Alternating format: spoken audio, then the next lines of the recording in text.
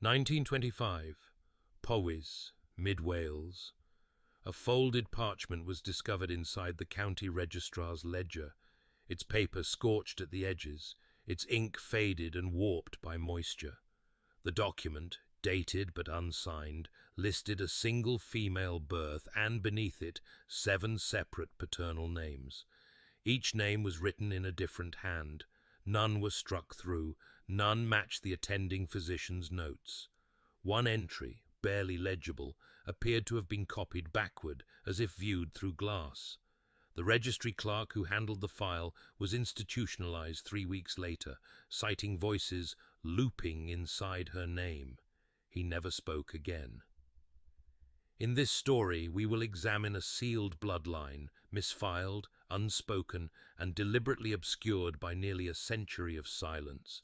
We begin with a child who was never officially named, but whose DNA, when tested in 2023, revealed an anomaly so precise it should have been biologically impossible. 7 men, all from the same surname cluster, shared a Y-chromosome mutation never recorded in public or medical literature. All claimed to be her father, and yet none of them spoke her name aloud. She was known only by what came out of her mouth. Some say it wasn't her voice. Before we begin, you're watching Gothic Ledger, where we uncover stories buried in soot, silence, and sealed ledgers. Tell us, where are you watching from?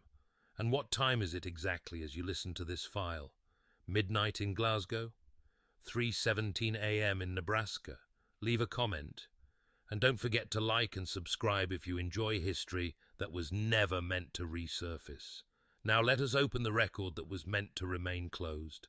The child was delivered just before dawn on the 6th of November 1925 in a stone-built dwelling near the Brecon edge of the Black Mountains, its walls damp, its chimney long unused.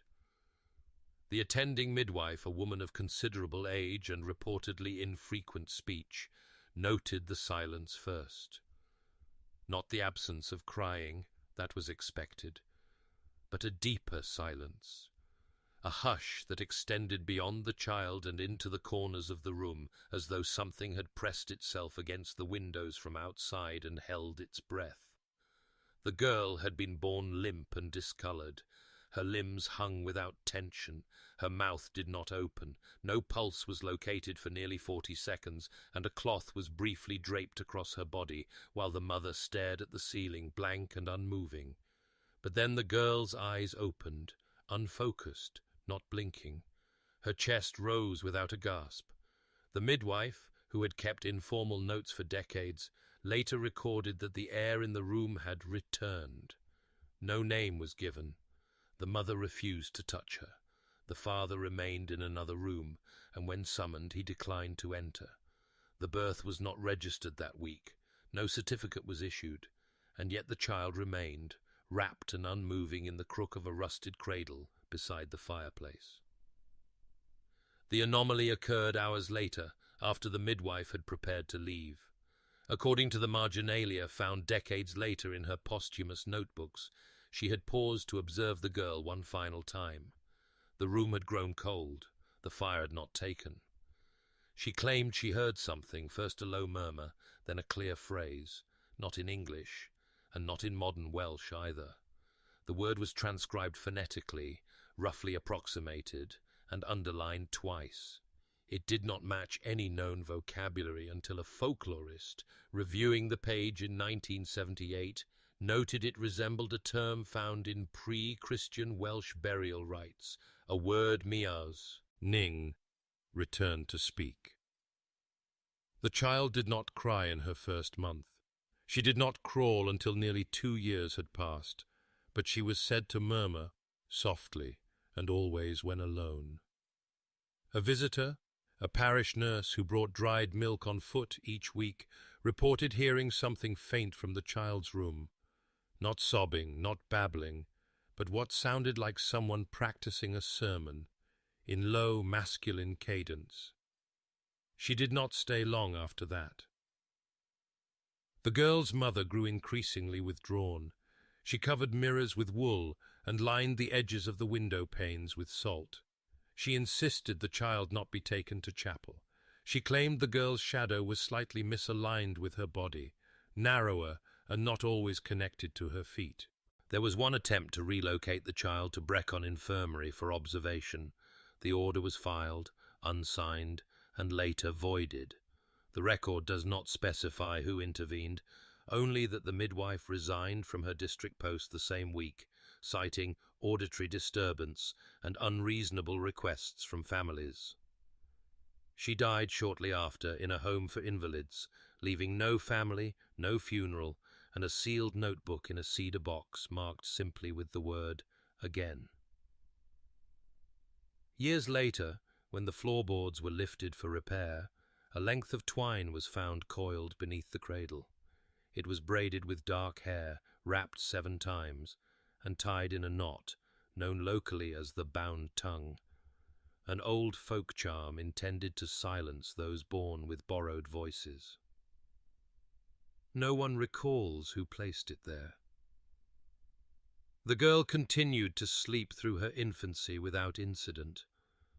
But neighbors began to speak of voices near the house, particularly just before dawn, sometimes 2, sometimes 7, always speaking low and fast in a dialect no longer taught in Wales. The girl was never baptized, but her mother insisted a bowl of earth be kept beneath her bed. She claimed it was to weigh her down, not physically but otherwise, something that couldn't be explained directly.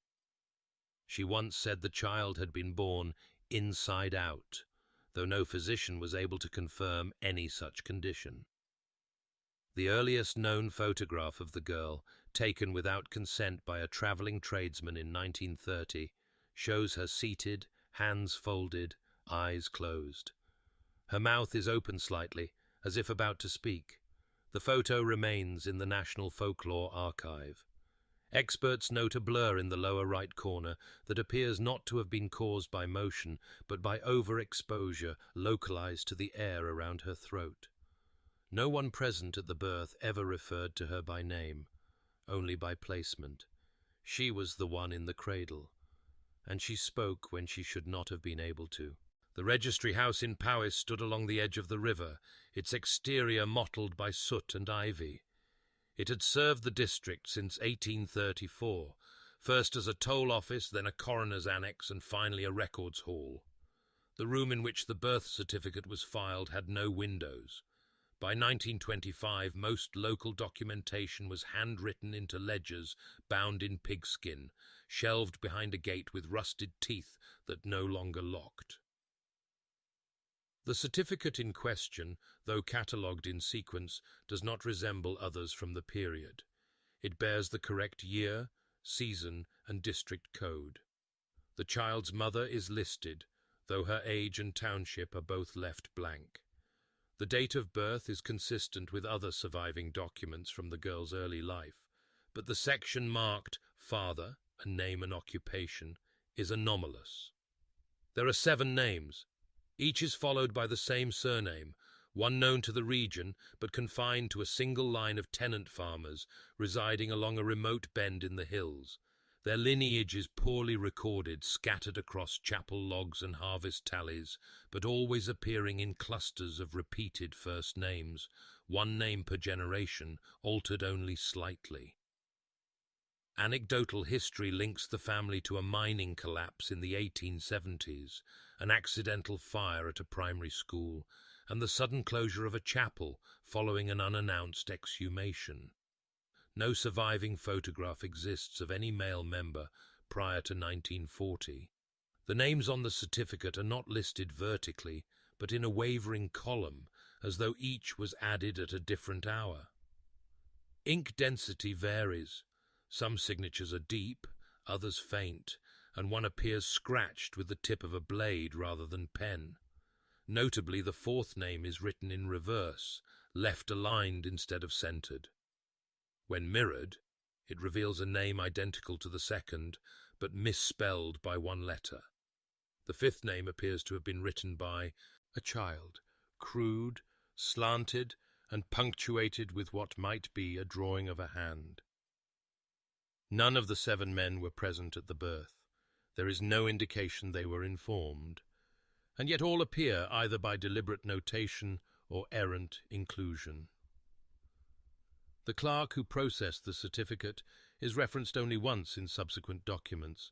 He was noted as having filed a leave request 2 weeks later. The request was denied.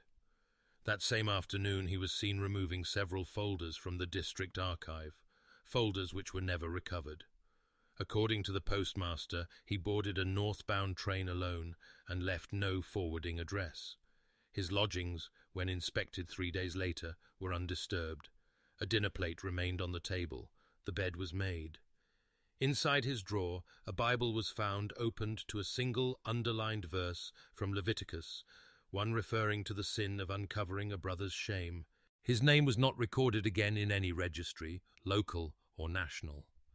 Years later, the certificate would be reviewed during a census audit. It was not flagged as fraudulent. The document had all necessary stamps and seals. The ink had not faded, but a faint thumbprint in the lower margin, pressed in what appeared to be dried wax, matched none of the office staff. A forensics technician noted that the fingerprint appeared doubled, impossibly overlapping itself, as though pressed twice from the same hand, but at different angles in time. The certificate remains stored in a controlled vault beneath the National Records Office. Access is permitted only by written request and psychological clearance. A note affixed to the folder warns researchers not to recite the names aloud in sequence. No reason is given. The warning is signed in red pencil by an archivist whose own birth record contains a blank for father, and whose surname matches the one repeated 7 times on the document. He resigned in 1993, citing auditory hallucinations and a recurring dream in which a child with no face walks backward through a doorway marked with his own name. The certificate has not been touched since. The house was not marked on any surveyor's ledger after 1881. It appeared only once, faintly etched on a railway supply map held in the Carmarthen Depot archive, an irregular black square set against the contour lines above Lyn-y-Fan-Fach, not far from where the Brecon line had once tunnelled through shale and peat to reach the slate quarries. The tunnel, according to railway records, collapsed in 1894 and was sealed with stone and bracken. Yet residents in nearby Midfy occasionally reported hearing a low metallic groan in the winter months, always just before frost and always at night. No road approached the house. It stood in a natural hollow beneath the ruined embankment, its slate roof bowed under its own weight. The structure was not original to the railway. Records suggest it had once been a gamekeeper's station, later repurposed without permit. By 1925 it had no chimney smoke, no livestock, and no path worn by foot or cart. A visiting census taker was said to have turned back half a mile from the door, claiming a change in barometric pressure had triggered a violent nosebleed. He did not file a return visit. Inside, the girl's upbringing was undocumented and largely unobserved. Supplies were carried in only twice a season by a silent cousin from the marshlands, whose own surname was misspelled across multiple registries. He never spoke when delivering the parcels, only left them in the reeds with stones piled beside them in odd numbers. Once 7, once none. The interior walls of the home were lined with sheep's wool pressed between panels of splintered pine. Not for warmth, it was later supposed, but to muffle sound. A carpenter who briefly inspected the dwelling in 1933 described the door hinges as having been fastened backward, the locks fitted from the outside. When asked why, he said only that the design was not for entering. The girl spent her childhood in the upper loft, where the beams sloped too low for standing. She rarely left the house. According to a schoolmistress who once passed through the valley on holiday, the girl could be seen behind the window, seated motionless, watching from the dark interior while her mother stacked river stones in the garden. The stones were rearranged every third day, each time into a new shape. The mother spoke rarely, but was known to the nearest parish for requesting no visitors and declining the use of a midwife on religious grounds. When pressed, she referred to her child not as daughter, but as keeper. This terminology appears in 2 letters sent to the vicar in Brecon, both unsigned but traced to her handwriting by a historian decades later. The vicar never responded. His logbook for that year is missing 6 pages, torn neatly along the spine. At night, the house made sounds not attributed to wind or vermin. A parish constable, dispatched to investigate the reports of low speech coming from beneath the hill, described hearing 2 distinct voices, one male, one strained and rhythmic, like someone reading from a text. When asked what was said, he replied only that the language was unfamiliar, but made him feel remembered. The girl, according to fragmented oral histories, began speaking names she had not been taught, names with no local bearing, syllables uncommon in modern Welsh. One name, when recorded phonetically by a travelling herbalist, was later matched to an entry in a pre-Norman burial ledger found in the Landosant chapel basement, belonging to a man sentenced to immurement for ritual contamination. The grave had no stone, only a rusted nail embedded in the chapel wall at shoulder height. In later years, the tunnel above the house would be explored by a group of local boys. They returned before sundown, pale and silent. One refused to speak for 2 weeks. Another described the sound of a child humming behind the collapsed stone. When asked how he could hear anything from inside a sealed tunnel, he responded that it had been the echo that troubled him, not the voice. The echo, he said, kept arriving before the sound itself. No documentation confirms the tunnel was ever reopened. The house has since collapsed. Only the cornerstones remain. Beneath them, moss grows in a circular pattern, and if one stands alone on the edge of the hill above just before the frost sets in, a sound can still be heard below the earth, faint, metallic, and always counting. The girl was brought into Brecon Infirmary on the 14th of February 1929. Her mother claimed she had fallen, though when questioned by the attending matron, she was unable to specify from what height or under what circumstances. The girl presented with bruising across the left clavicle and a partial dislocation of the wrist. She did not speak, did not resist examination, and when offered water, held the cup but did not drink. Admission was noted as routine. A mild sedative was administered to ease joint relocation. What followed was not. According to the attending physician, a temporary resident assigned during a staffing shortage, the girl's body entered sedation normally. But within 3 minutes of the drug taking hold, she began to vocalize.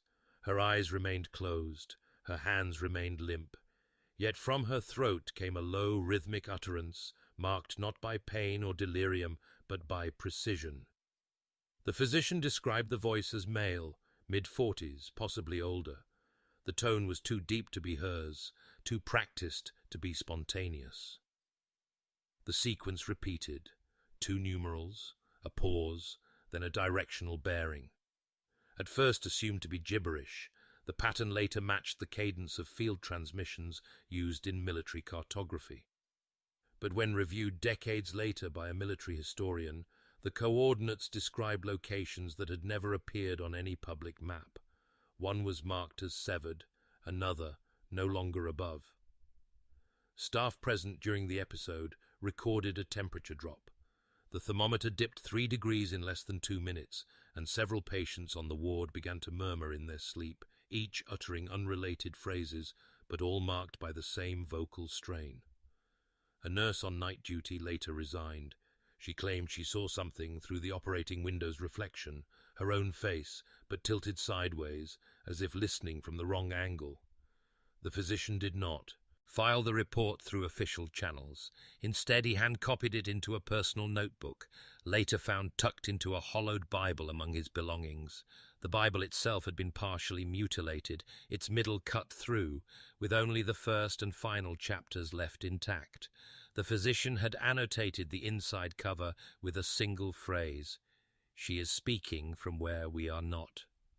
The hospital registrar noted his request for reassignment within 48 hours. No reason was provided.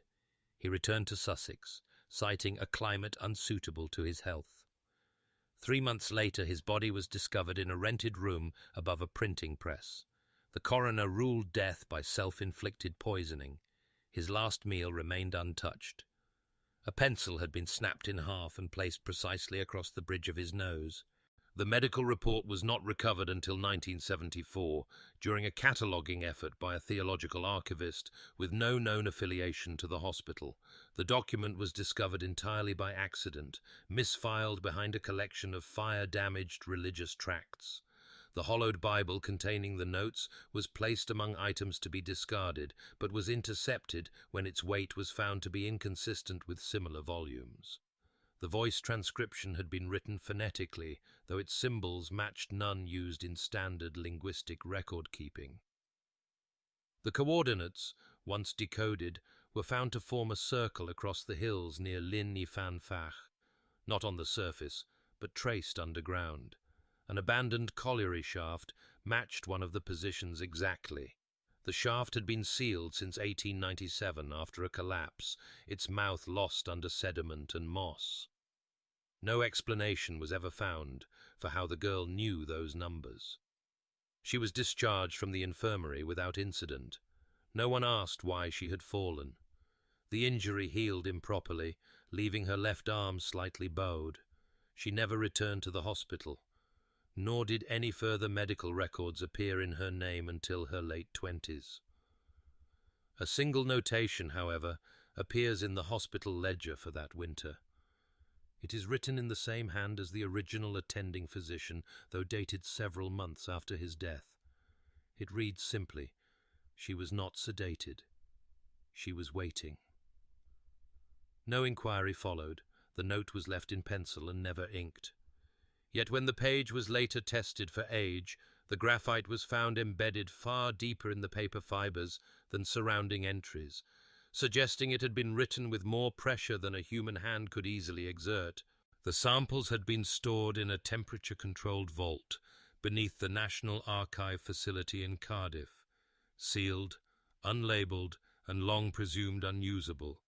Their origin was misattributed in early catalogues to an agricultural bloodline study from the late 19th century. Only in 2023, during a digitization effort targeting anomalous family structures, were they reclassified and tested against genealogical records from Powys. Each vial bore only a number, 7 in total. The samples, extracted between 1926 and 1931, were preserved from the 7 men listed, erratically and inconsistently, on the unnamed girl's birth certificate. Their dates of birth spanned over 5 decades. The youngest was said to have walked with a stoop. The eldest could not write his own name, but responded when called by 3 different first names, none of which he recognized as his own. None of the men ever married. None left descendants, yet all submitted samples within 5 years of the child's birth. No explanation exists for why they complied. The test results were not distributed publicly. Each sample, when processed, produced an identical Y-chromosome sequence, down to the most minute base pair. This alone was improbable, but within the sequence sat a mutation not catalogued in any known genomic database, not foreign but recursive, a loop embedded in the SRY region, normally responsible for triggering male development. The mutation did not deactivate the gene, it echoed it. Sequencers struggled to complete analysis, reporting repeated data corruption and mirror outputs. One technician described the samples as not expanding outward, but folding inward. Researchers initially suspected error or contamination. Controls were run, machines recalibrated, but the result did not vary. Every Y chromosome was perfect in structure but flawed in time, a signature never seen before or since, as if passed, not across generations, but back into itself, unaging and unchanging. like a phrase repeated by someone who no longer remembers its origin. No records exist for the parents of the 7 men. Some census logs show them as nephews or distant cousins of one another, but DNA patterns proved otherwise. They were not related in the way bloodlines typically allow. Rather, each was the precise genetic mirror of the others, not brothers, not clones, but fixed iterations, unmoved by lineage, as if cast from a single body and allowed to decay differently across the decades. One researcher proposed they were derived not from a common ancestor, but from a sealed genetic loop, engineered not by science, but by repetition. No woman's sample matched their line. No known pairing could have produced it. The implications were quietly sealed. Later, when cross-referencing the mutation with a library of abandoned medical files, the archive returned an unrelated match, an 1837 report of a village boy in northern Carmarthenshire who, despite never reaching adulthood, was tested repeatedly for a disorder of sexual development. That boy, too, exhibited an unknown genetic anomaly. His blood had been preserved in wax. When tested, it displayed the same Y-chromosome mutation as the 7 men. He had died at the age of 13. He had no recorded siblings, but according to the parish minister, his birth certificate had once listed a father. The name was written backward. That record is now missing, but a paper scrap was left behind in its folder. On one side, a date. On the other, drawn in faded ink, a ring of 7 figures holding hands around a stone basin. Their faces are featureless. Only one has a mouth. It is open. The scrap was filed back into the archive. The samples returned to the vault. Since the test in 2023, 2 of the researchers involved have withdrawn from the public database community. One left a message on his profile shortly before deletion. They weren't born, they were remembered. No further tests were authorized. The blood remains viable, but none now request access. The last archivist to file the case left a final note in pencil, pressed faintly into the ledger's margin. It reads, "Y is not for yes, it's for the question that loops." In the spring of 1951, a producer from the BBC was sent to the village of Yangadog, tasked with recording regional dialects for the corporation's growing phonetic archive. The project, known then as the British Voices Initiative, aimed to capture vanishing linguistic features, intonations shaped by geography, silence carved by war. Most of the recordings gathered that year were straightforward: chapel hymns, fisherman's speech, miners' idioms whispered between pints. But the final tape from that trip was never archived. It was instead confiscated, sealed, and marked with the label "Phono Displacement, Sensitive." The girl, then in her late 20s, was not part of the original recording plan. Her name had never appeared in parish census rolls, and her home remained unlisted. But she was referred quietly by a local pharmacist who had once heard her reading aloud from a receipt, slowly and with a cadence not used in Wales for at least a century. The producer, curious, arranged a visit. There was no application, no signature, only a single microphone, a reel of tape, and a field notebook now lost. According to the only surviving account, written by the producer and later found sealed inside a personal effects box in the BBC Sound Library, the girl opened the door before he knocked. She greeted him by name, not his surname, which had been shared in correspondence with the pharmacist, but his given name, a name he had not used professionally since before the war. She also used a tone he recognized immediately, not hers, but someone else's. A voice lower, gruffer, precise in its inflection, one he would later insist belonged to his brother. That brother had died in 1943 during the bombing of Kassel. Official records listed him as missing in action, presumed vaporized, his body never recovered. Yet the voice that greeted the producer, he claimed, was unmistakable. It was not an imitation. It was not close. It was exact. She asked him, he wrote, about a bent bicycle frame. This detail appears only once in his journals, an incident from childhood during which his brother crashed into a coal cart and insisted the front fork of the bicycle was only bent forward in time. It was a phrase the producer claimed had never been repeated since. Odd, nonsensical, something only two children might remember. Yet she spoke it first, word for word, without context. The interview itself lasted 19 minutes. The reel was labelled, but never transcribed. The producer claimed she never once spoke in her own voice. She shifted seamlessly between three registers, one familiar, two unknown. One voice stammered, another whistled through the teeth, the third paused between sentences as if waiting for permission to continue. The subject matter drifted. She mentioned numbers not corresponding to any known calendar. She laughed once, abruptly, and said a phrase in German, later matched to a line of wartime field poetry, never published, known only to the producer's brother and a lost platoon. When the reel was played back at the BBC's Maida Vale studios, an engineer monitoring the session reportedly vomited and refused to re-enter the room. The tape was said to contain harmonic anomalies, frequencies measurable only in infralow cycles, below human hearing, but still recorded. A physicist later described the audio waveform as reversed in depth, although the terminology remained scientifically unclear. The producer resigned within a month. His resignation letter included a page torn from a child's exercise book. The page contained a hand-drawn diagram of a bicycle, each spoke numbered in a spiral. Around the spiral were words scrawled in pencil. It didn't bend, it remembered. The tape was sealed. The girl's name was redacted. A notation was added to the internal index. Do not air, not language. No further attempts were made to interview her. Her presence does not appear in any subsequent fieldwork or institutional correspondence.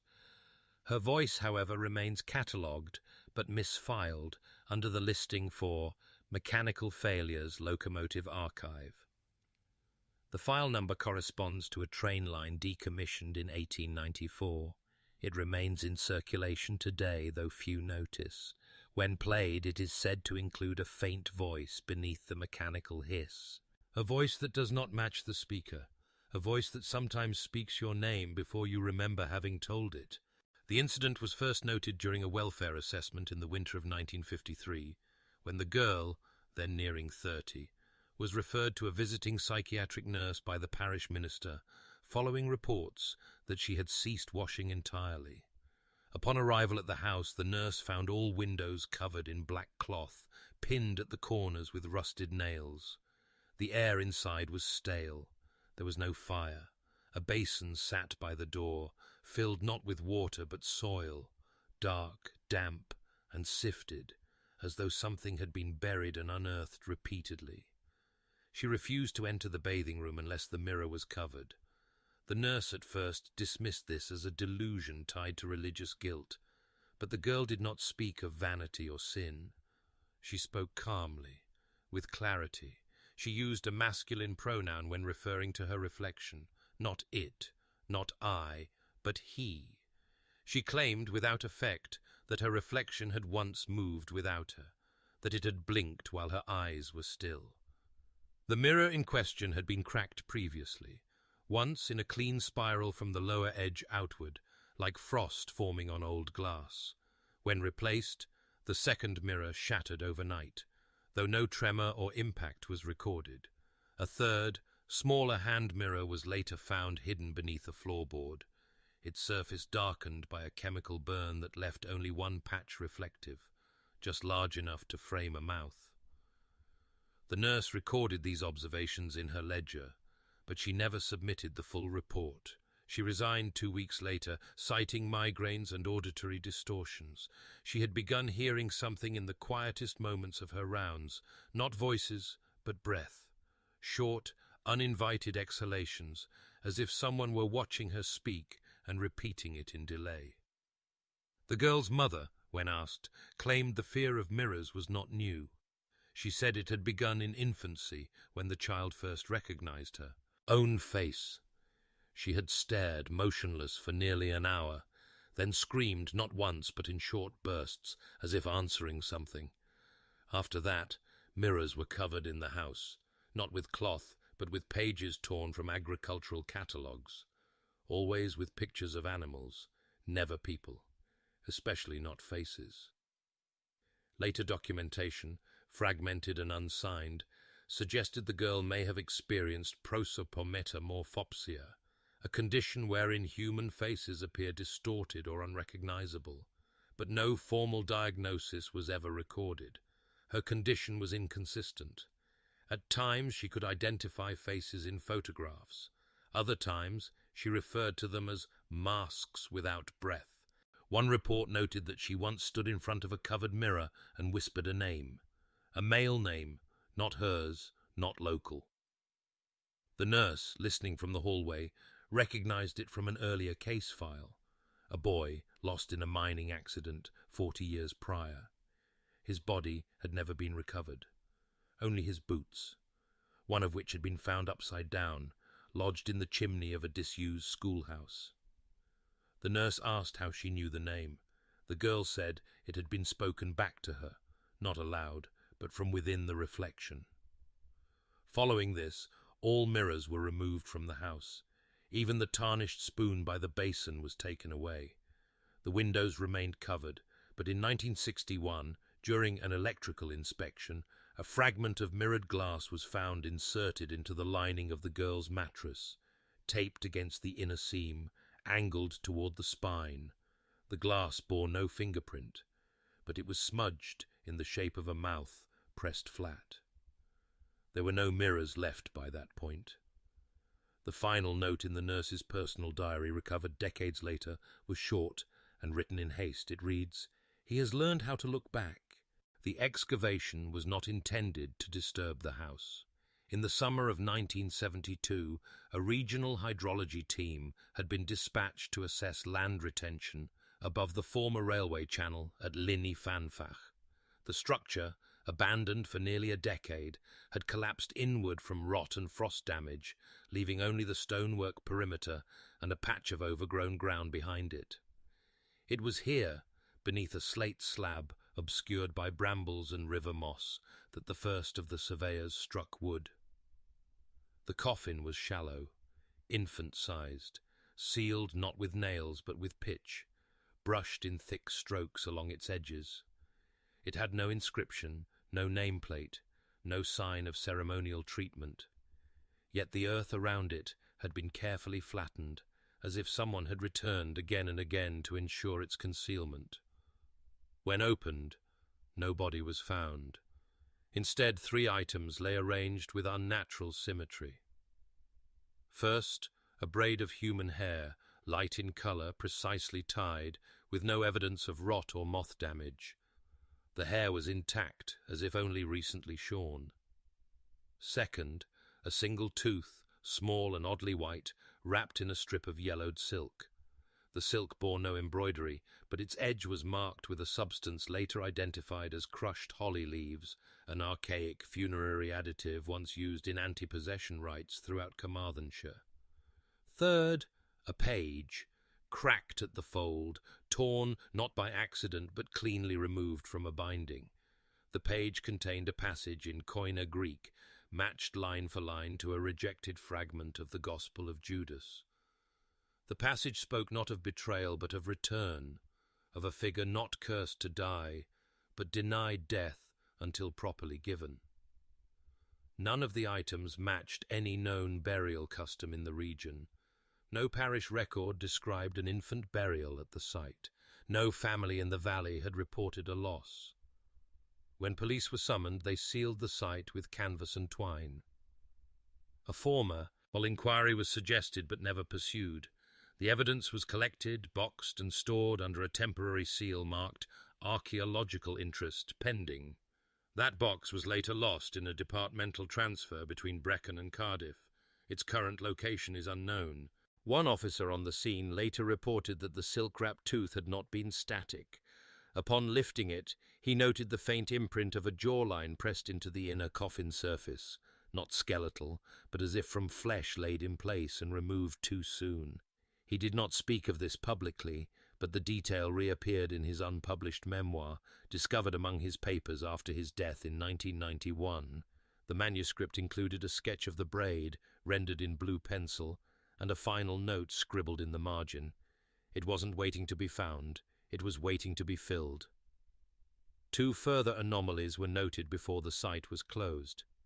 First, a faint outline beneath the moss surrounding the grave, resembling a handprint, though reversed in position, with the thumb facing outward, as if it had been pressed from inside the earth.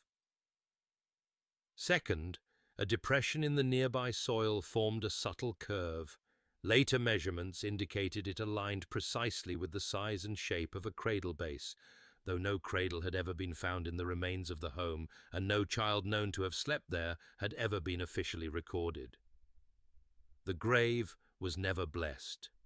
The slab was replaced, and when the hydrology team returned the following spring, the area had been overrun with nettle and stunted alder growth, fast, invasive, and oddly uniform. When samples of the soil were taken, they revealed a mineral presence uncommon to the region, a faint trace of potassium nitrate, an accelerant. One botanist speculated the land had once been salted, then left untouched. Whatever the intention, preservation or warning, the effect was the same. Nothing was buried there, but something had once been refused rest. In 1965, the girl, now a woman of middle age, was referred to a private psychiatric facility near Caerphilly, following a series of complaints from local tradesmen who claimed she spoke differently each time.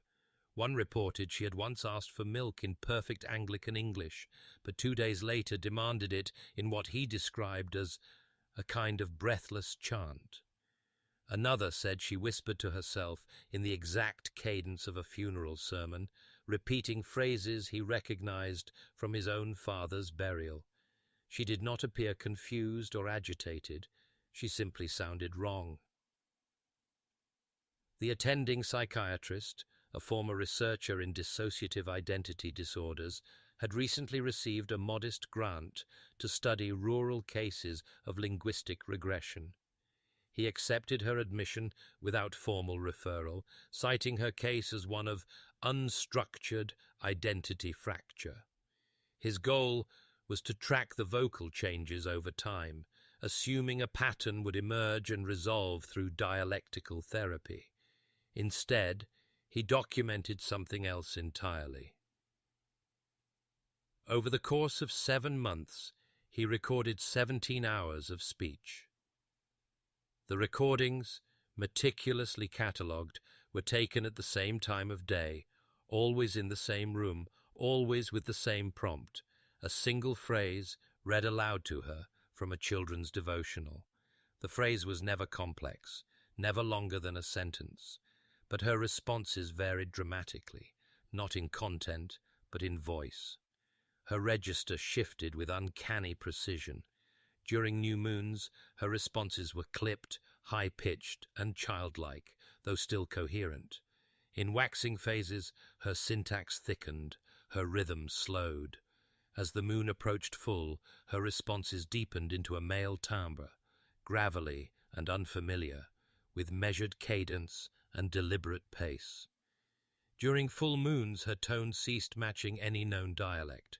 The recordings captured speech at a frequency several analysts described as located from vocal anatomy. It was not simply that the pitch had changed. The shape of her phrasing, the angles at which syllables struck the air, did not match the structure of her throat, nor the expectations of her native tongue. The psychiatrist initially theorized hormonal fluctuation or mimetic trauma, but the precision of her transitions discredited such explanations. They occurred within minutes of each lunar shift, even when she was kept indoors, blind to the sky, and without access to timekeeping devices. Her condition was not reflexive. It was anticipatory.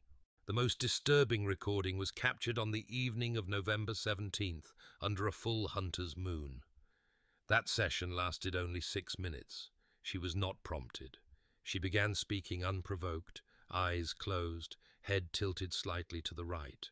Her words, when analyzed later, were confirmed to be Latin, but not ecclesiastical or classical.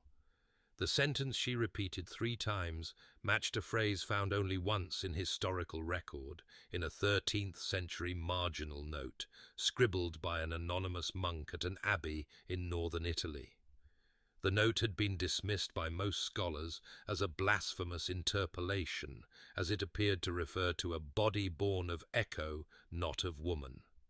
The same phrase was spoken, syllable for syllable, on the 1965 recording.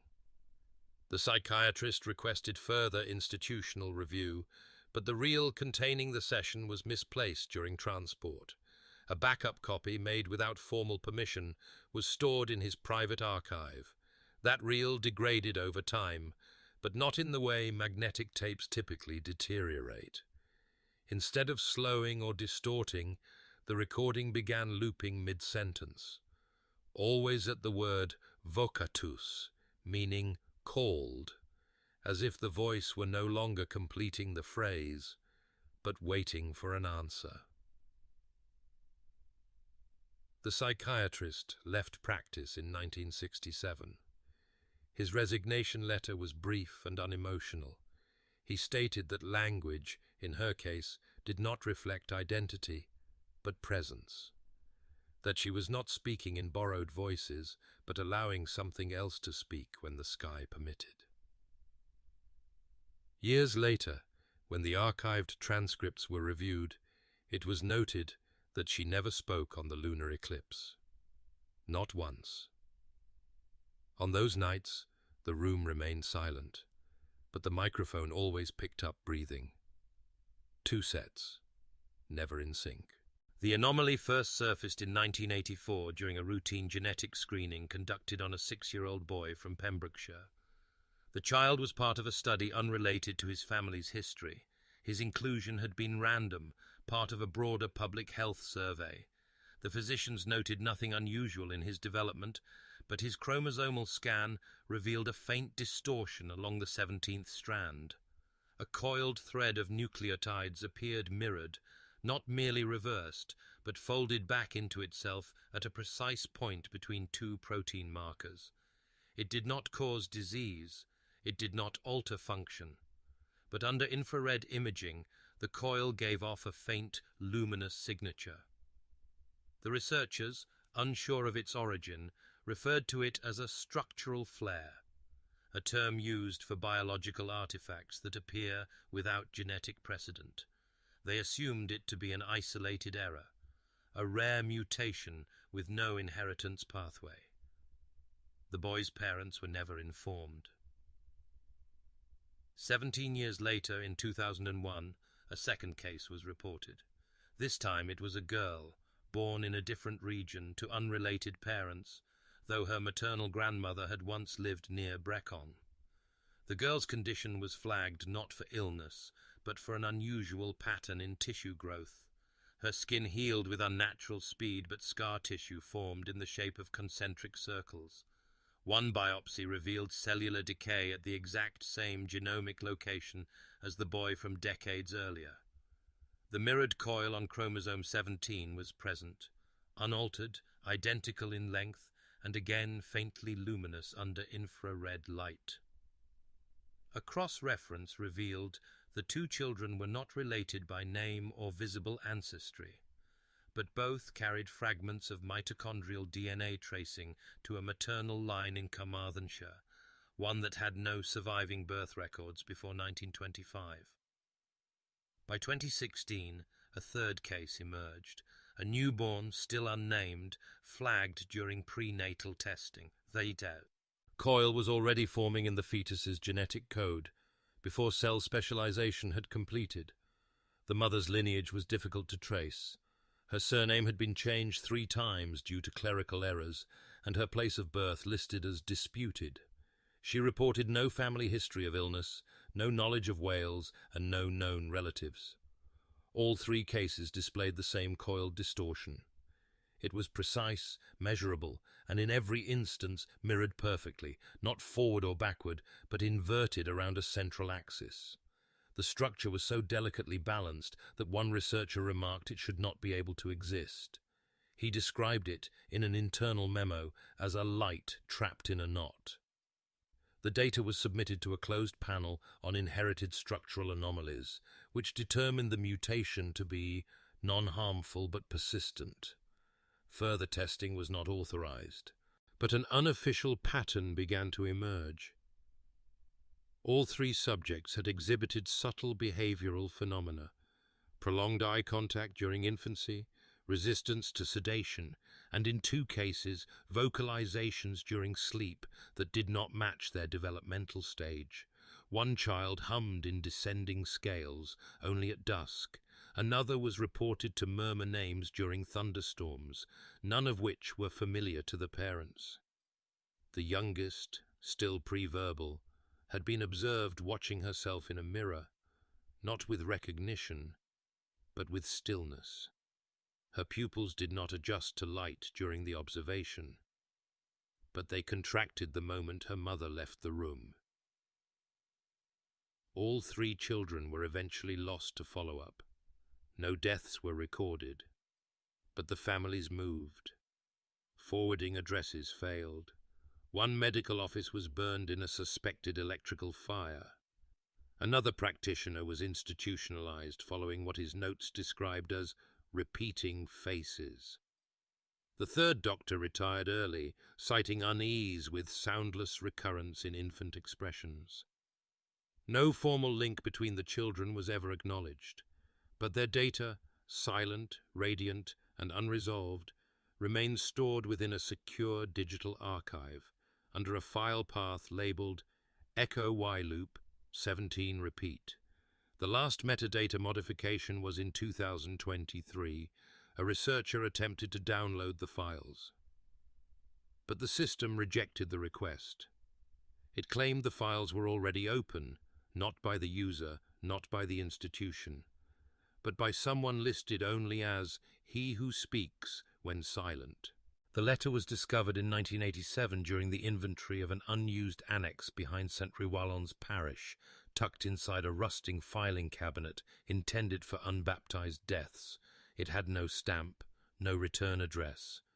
The envelope was sealed with a length of fine, pale hair, braided, looped, and tied in a knot known in regional folklore as the loop that quiets. The ink had faded to a dull brown. The paper smelled faintly of mildew, but it was intact. It had never been opened. It was addressed only to the one who asks. The handwriting, determined later to match a series of grocery slips and linen ledgers kept by the girl's mother, was shaky but deliberate, with certain lines written over twice, as though resisting interruption. The letter makes no mention of a husband or family. There is no reference to the year, but its content clearly describes the early stages of pregnancy, followed by a shift into something else, something that does not align with any known biological or spiritual account of conception. She writes of waking from a dream she does not recall entering, of finding her hands stained with blood and soil, of teeth on her pillow still warm. She describes the sensation of carrying a voice, not a child, as though her body had been selected as a vessel not for life, but for continuation. The voice, she claimed, did not speak aloud. It pulsed. It arranged her breath, compelled her to hum melodies she did not know, and forced her to place sugar near the windowsill each night. When asked why, she said it was to sweeten the boundary. She referred to her unborn child as a he only once, but later in the letter the pronoun changes, shifting from singular to plural, and then, disturbingly, to reflexive. Not she, not they, but I, as if the child and the writer had begun to overlap. The letter includes a passage written in a hand different from the rest of the page. The ink is thicker, the spacing uneven. Forensic analysis later suggested it may have been written with a left hand, though the mother was right-handed. The passage simply reads, "She will not remember being me." No birth was registered at the time the letter is presumed to have been written.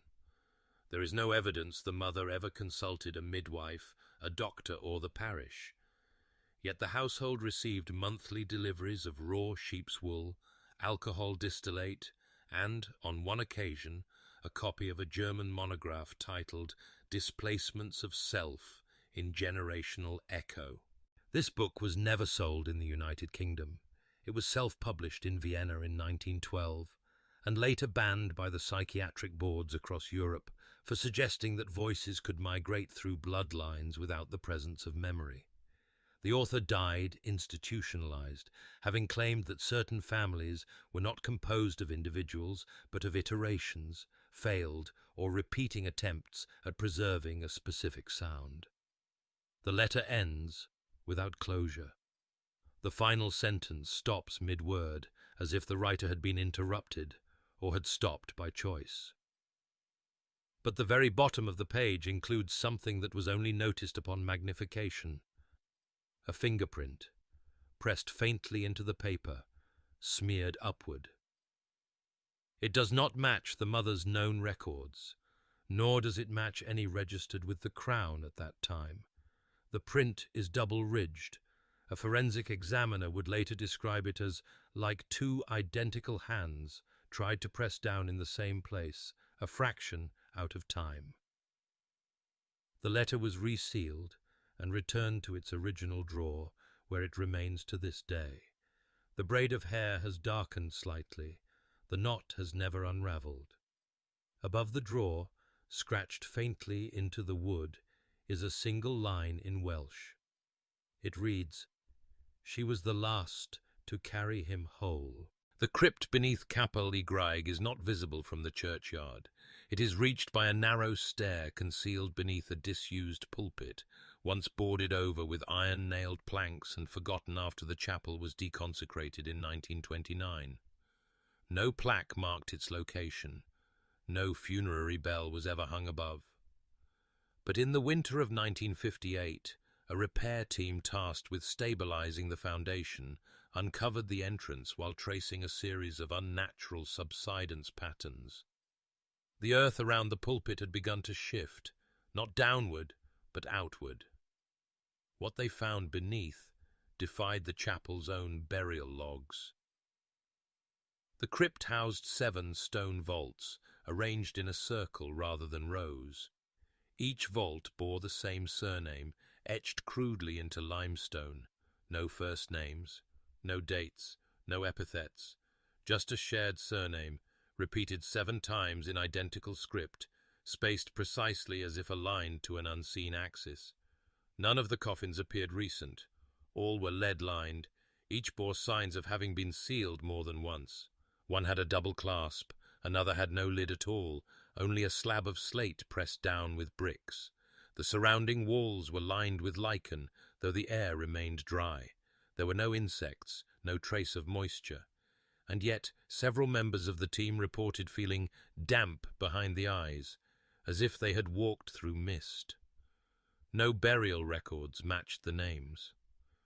The chapel's archives, meticulously kept from 1811 through its closure, made no mention of the interments. A regional search revealed only that men of that surname had resided in the area across 3 generations. None had been registered for formal burial rites. One minister, now deceased, left behind a journal entry from 1947, claiming a woman in black had once asked if there was space beneath for those who speak alike. The request had been dismissed as grief madness. No follow-up was recorded. Following discovery of the crypt, the council ordered it resealed. But during the inspection, the lead engineer, assigned to verify the structural integrity of the chamber, reported, "Sounds inconsistent with air pressure."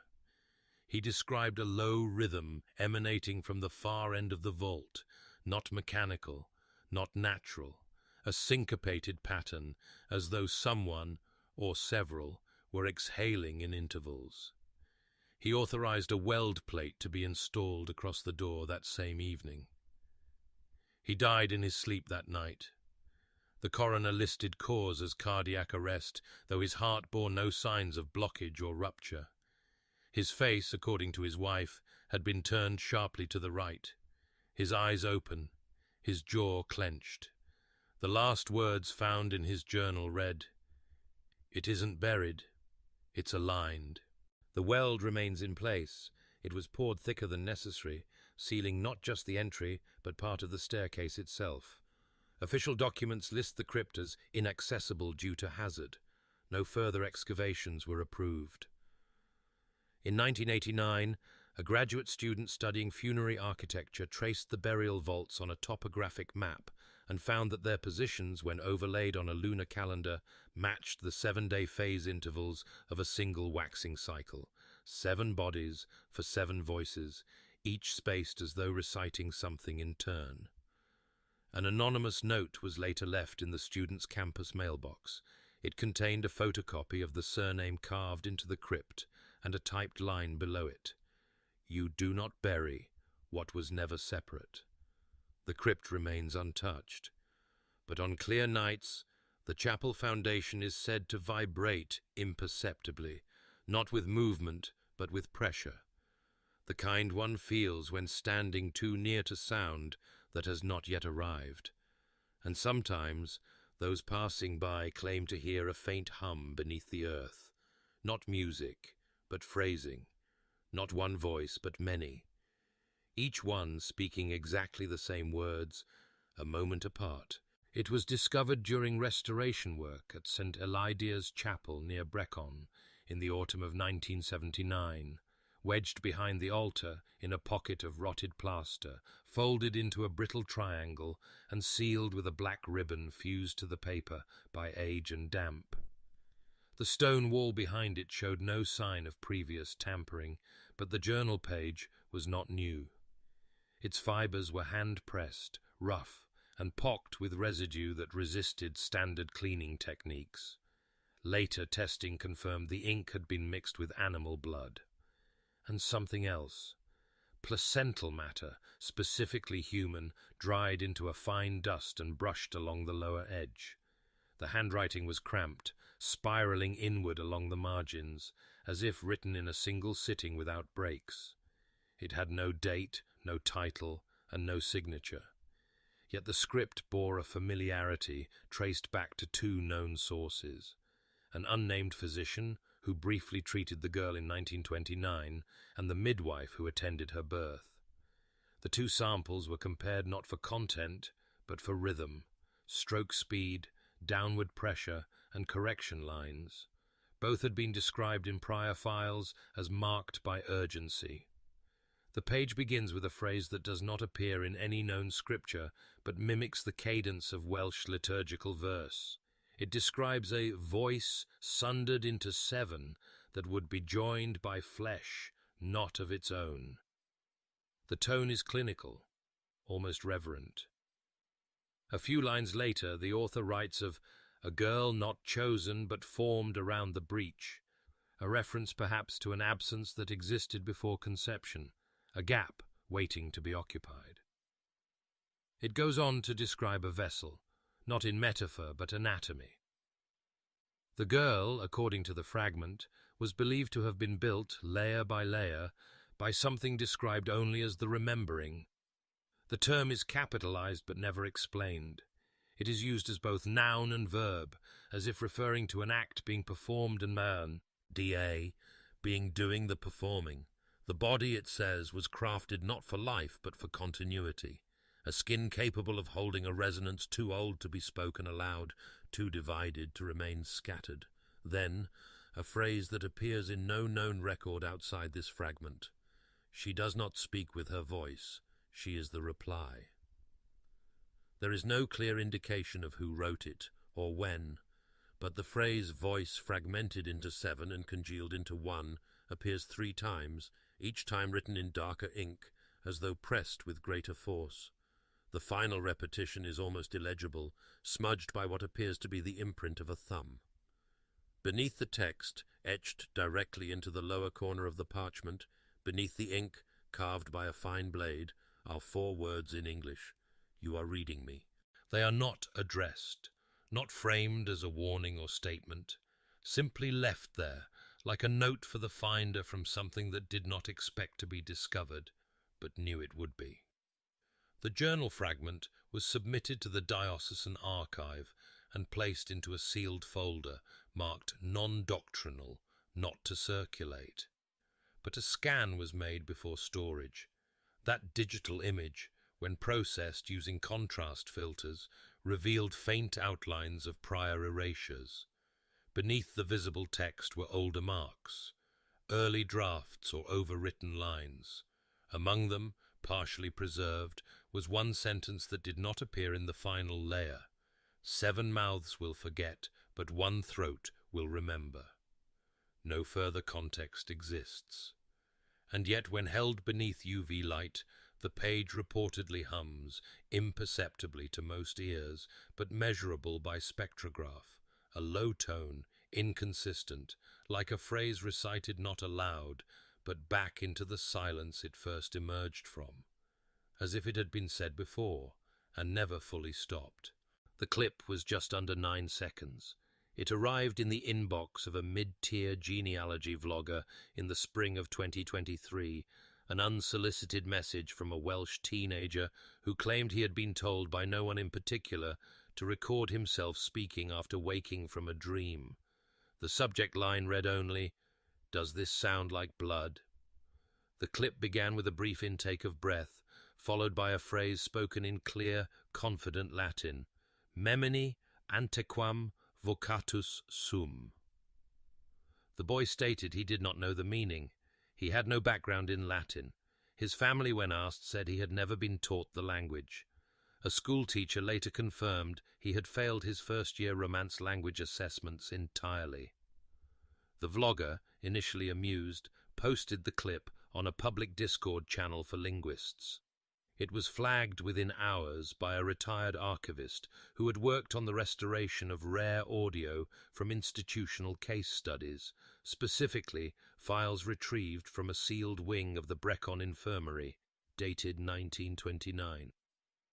The archivist, though long retired, recognized the cadence, the pitch, the precise breath placement between syllables.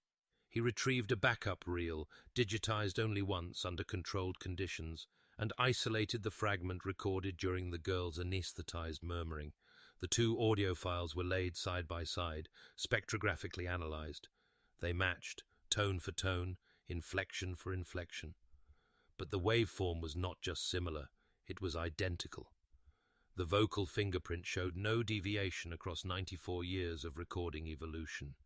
Even the faint harmonic distortion, believed to have been a fault of the 1929 equipment, was present in the modern sample. It was not background noise. It was embedded in the voice itself. Further analysis revealed that the phrase spoken by the boy was a complete inversion of the line found in the Brecon journal fragment, where the earlier vow was. Ice had said, "She will not remember being me." The new voice seemed to respond, "I remember before I was called." The boy, age 14, had never travelled outside Carmarthen. His family had no known connection to Brecon and no knowledge of the girl's story.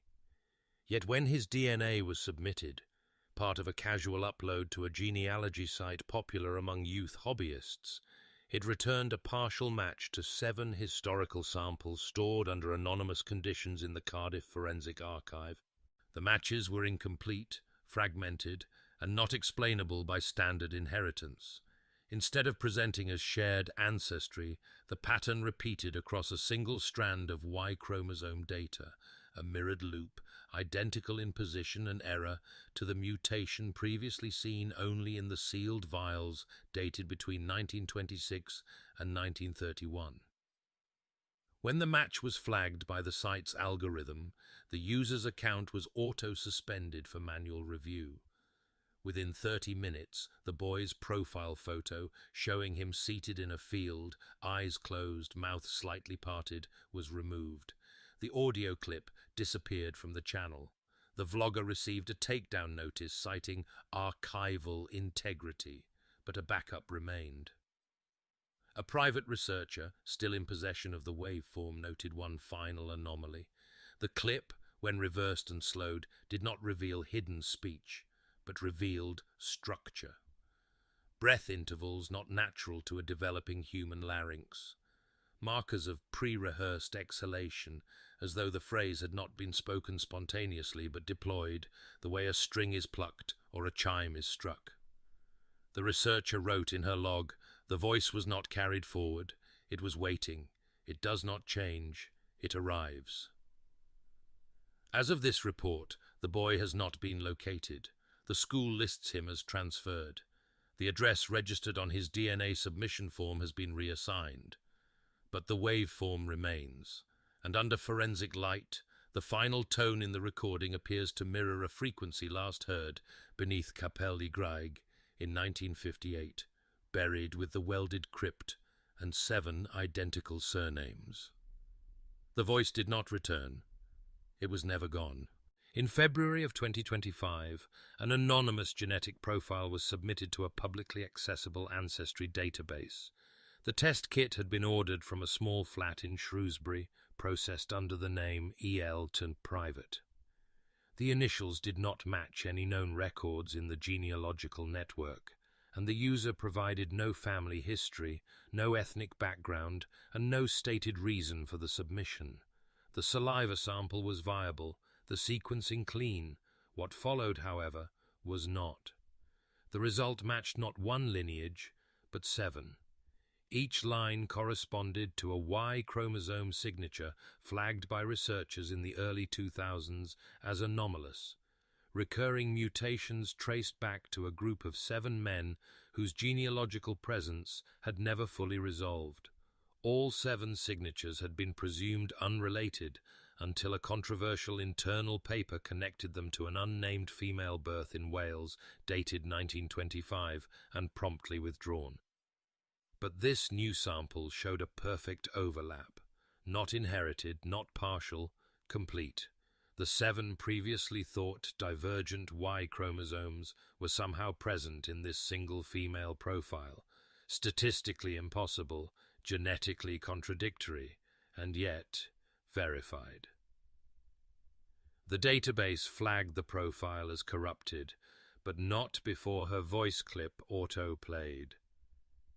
Each user profile is offered the chance to record a greeting, a few seconds of voice for community matching.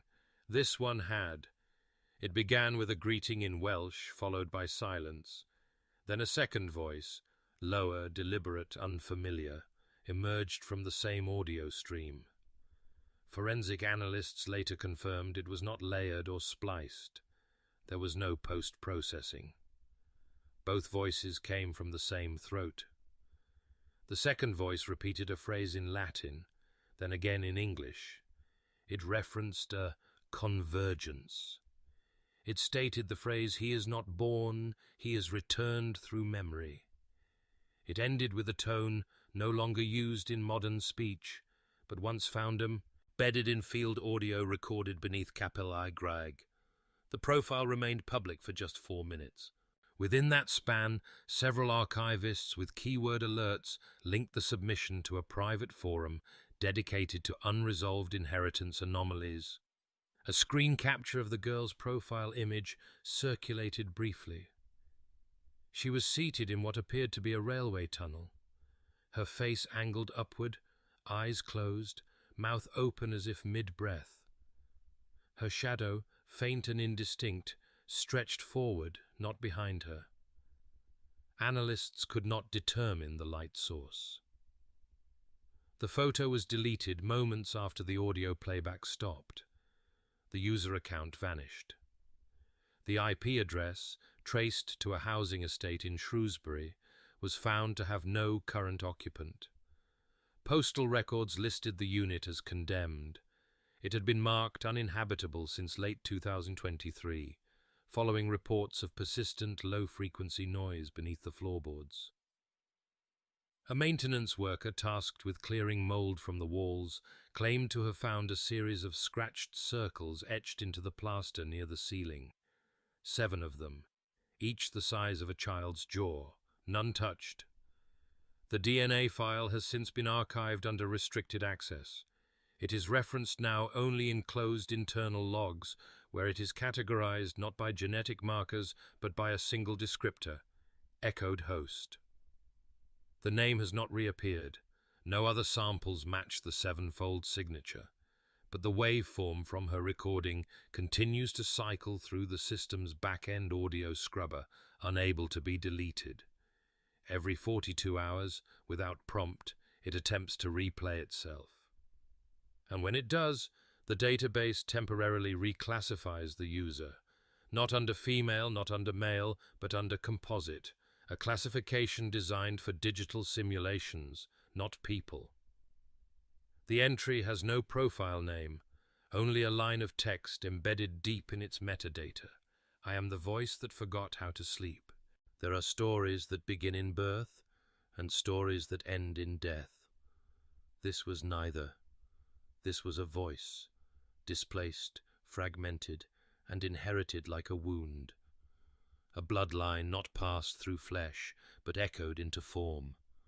From a child who spoke before she could breathe, to 7 fathers who were never quite separate, to a tomb sealed without names, and now to a voice that re-emerges again and again inside those who were never supposed to remember.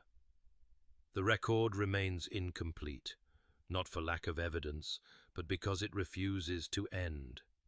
You've been listening to Gothic Ledger. If this story found you tonight, tell us, where are you watching from? What time is it for you? Is it already morning, or are you alone, late, listening in the dark? Leave a comment, let us know, and if you haven't already, be sure to like, subscribe, and ring the bell so you never miss the next forgotten chapter. Because some voices don't stay buried, they return. We'll see you in the next file.